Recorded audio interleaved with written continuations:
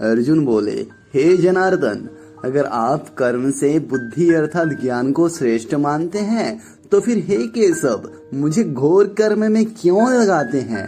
आप अपने मिले हुए से इन वचनों से मेरी बुद्धि को मोहित से कर रहे हैं। अंततः आप मुझे निश्चित करके एक बात कहिए जिससे मैं कल्याण को प्राप्त हो जाऊं।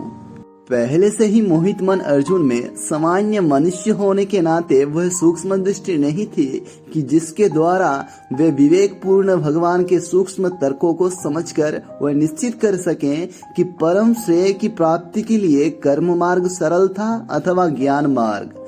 इसलिए वह यहाँ भगवान से नम्र निवेदन करता है कि आप उस मार्ग को निश्चित करके आदेश कीजिए जिससे मैं परम श्रेय को प्राप्त कर सकूं।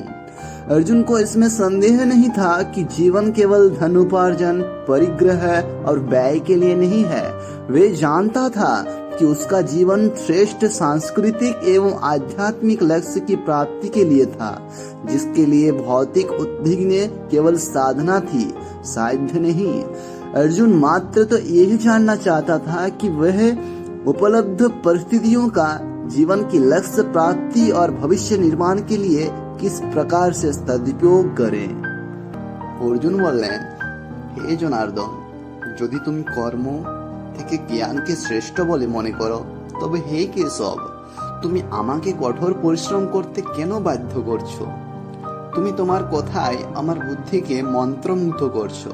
অতএব তুমি দৃঢ় সংকল্পে একটি কথা বলো যাতে আমার কল্যাণ হয়। ইতিমধ্যেই প্রতারিত অর্জুনের একজন সাধারণ মানুষ হয়েও তার এমন সূক্ষ্ম বুদ্ধি ছিল না যার দ্বারা তিনি ভগবানের সূক্ষ্ম যুক্তিকে বুঝতে পারেন এবং সিদ্ধান্ত নিতে পারেন যে কর্মের পথ সহজ নাকি পরম জ্ঞান অর্জনের পথ। সেজন্য তিনি এখানে ভগবানের কাছে বিনীত অনুরোধ করেন এবং বলছেন, দয়া করে যে কোনো একটি পথ নির্ধারণ করুন যার দ্বারা আমি চূড়ান্ত কৃতিত্ব পেতে পারি। অর্জুনের কোনো সন্দেহ ছিল না যে জীবন শুধুমাত্র অর্থ উপার্জন, অর্জন এবং ব্যয় করার জন্য নয়।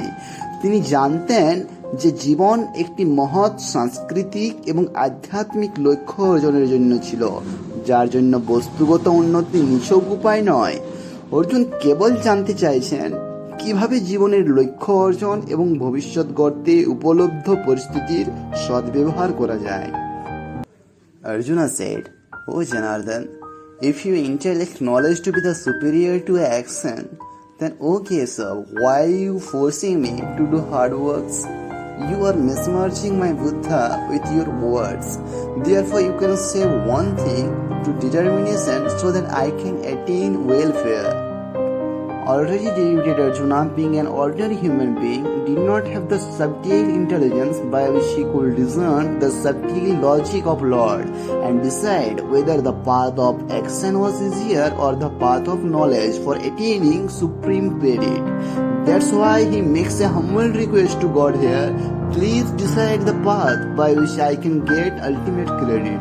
Arjuna had no doubt that life is not for earning, acquiring and spending money.